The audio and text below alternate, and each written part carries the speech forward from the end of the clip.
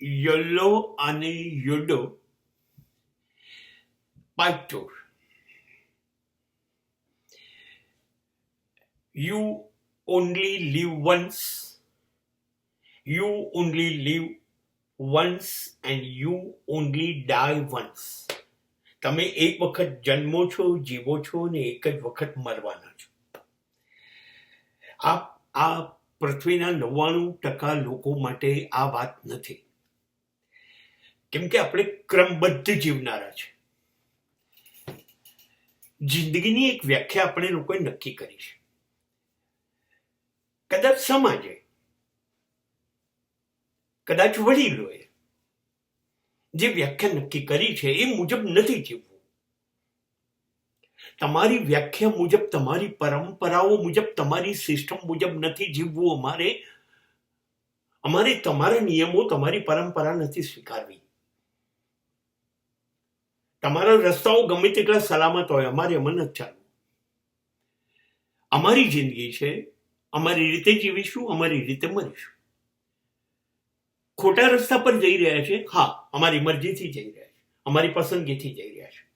આ જિંદગી અમારી મરજીથી છેક સુધી જીવાશે અને એ જ પ્રમાણે એનો અંત આવશે અને અમને એમાં મજા આવશે. આ લોકોના માટે નિષ્ફળતાઓ નક્કી હોય છે,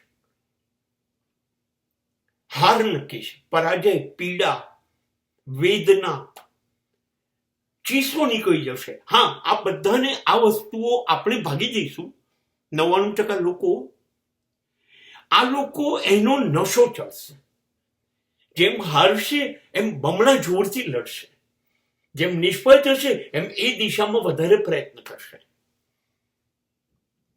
આ લોકો બહુ વફાદાર છે પોતાની જિંદગીને. They are very honest to their life. They don't have any meaningful life. No, they are in search of a meaning of a life. અમે એક અર્થ ઉભો કરીશું અને એ જિંદગીને આપીશું. અમે બાંધેલા માળખા મુજબ નથી જીવવું. અમે અમારી જિંદગી માટે બહુ વફાદાર છે. અમારે કશું ઓછું નથી જોઈતું, સહેલા રસ્તે નથી જવું, સસ્તું નથી જોવું. અમને પીડા થાય તો અમને મંજૂર છે. અમારે રોજ, પ્રતિ ક્ષણ, પ્રતિ મિનિટ, પ્રતિ કલાક, પ્રતિ દિવસ અમારી જાતને પડકાર આપવો જોઈએ. We want to challenge ourself. અમારી નવી દિશાઓ ખોલવી છે, જ્યાં કોઈ ના ગયું હોય એવી દિશાઓમાં અમારે જવું છે. અમારે નવી લડાઈઓ લડવી છે અમારી સાથે. અમારી જાતને અમે અજાણી જગ્યાએ, અનનોન અને કદાચ અજ્ઞાત, અનનોએબલ જગ્યાએ અમારે મોકલવી છે. અમારે સમાજ શું કહેશે, કે શું થાય, એનું પરિણામ શું આવશે, નુકસાન, લાભ, નહીં, એમાં નથી જવું. અમારે એ કરવું છે જે અમને લાગે છે આમાં કશુંક અર્થ છે, આમાંથી જિંદગીને કશુંક મળશે, એમાં જવું છે. અમારે સર્જનાત્મકતા તરફ જવું છે. Creativity will be our life. અમે રોજ સાંજે અમારી જાતને પૂછીશું કે આજે અમે તારામાં શું ઉમેર્યું, આજે અમે નવું શું કર્યું. આ રોજ રાતે અમારી જાતને હિસાબ આપીશું. અમે we are accountable. We are responsible to answer because we want to live moment to moment life. અમારે દરેક ક્ષણમાં જીવવું છે, તો અમારે દરેક ક્ષણનો હિસાબ અમારી જિંદગીનો આપવો પડશે. સવારે ઉઠીશું ત્યારે અમારી જાતને કહીશું, આજે આટલે તારું કરવાનું છે આ કામ, તારી જિંદગીને અમે આટલા જોખમમાં નાખવાના છે. સંઘર્ષ આવશે જ. સંઘર્ષ એ અમારી જીવનની ભાષા છે. અમારે અટકી નથી જવું ક્યાંય. અમે સતત નવા પડકારો ઝીલીશું, નવા રસ્તા, બંધનો જોઈતા નથી. સમાજ અમને સ્વીકારે ના સ્વીકારે એ જરૂરી નથી. અમે સમાજમાં રહેતા જ નથી, અમે સમાજને નથી સ્વીકારતા. We are out of orbit, we are of the track. We don't want to live our life on the track. અમારે તમારી પરંપરાઓ મુજબ જીવવું નથી.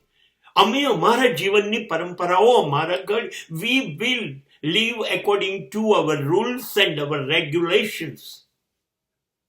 We don't bother the society, we don't bother the result, we don't worry about the failure, we don't require any social status or a prestige. We are living for us. અમે કશુંક નવું, અમને ગમે એવું અમારે કરવું છે. અમારી કેપેસિટી નથી, એ અમને ખબર છે. અમારી કેપેસિટી થી બિયોન્ડ અવર કેપેસિટીની લડાઈઓ અમારે લડવી છે. આકાશને અડી નહીં શકાતું હોય તો કઈ નહીં, પણ અમે પ્રયત્ન કરીશું.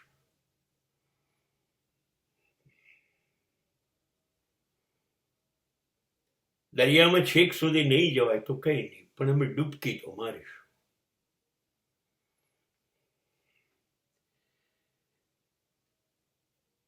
આ એક એવી પેઢી આવી રહી છે,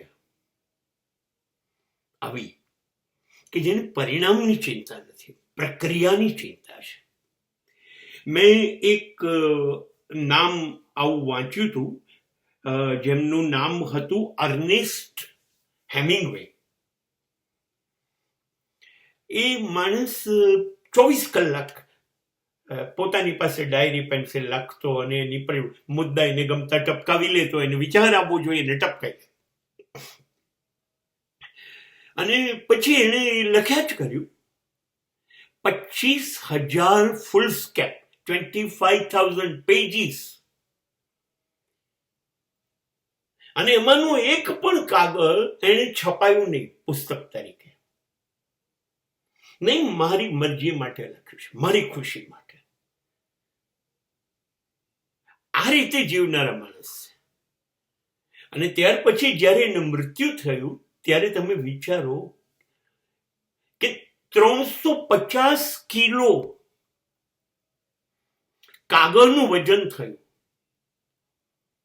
અને પછી એના મનગમતા માણસોએ એના પુસ્તકો બહાર પાડ્યા અને વિશ્વનું શ્રેષ્ઠ સાહિત્ય આપણા લોકોના હાથમાં આવ્યું.